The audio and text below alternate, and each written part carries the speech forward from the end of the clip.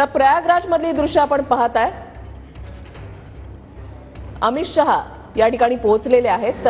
कुंभमेळावा जो आहे तो या ठिकाणी सुरू आहे आणि आता अमित शहा प्रयागराज मध्ये पोहोचलेले आहेत। इथे एक दृश्य आपण पाहताय, चोख बंदोबस्त, चोख व्यवस्था इथे ठेवण्यात आलेली आहे आणि अमित शहा आता कुंभस्नानासाठी दाखल झालेले आहेत।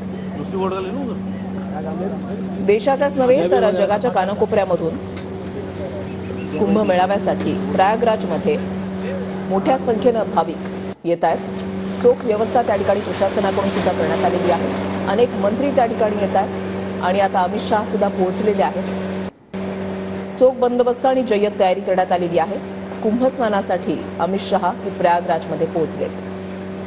काही वेळापूर्वीच अमित शहा हे ज्या वेळेला एअरपोर्टवर पोहोचलेले होते त्यावेळेला योगी आदित्यनाथ हे त्यांच्या स्वागतासाठी त्या ठिकाणी उपस्थित होते आणि आता त्या ठिकाणाहून थेट ते कुंभस्नानासाठी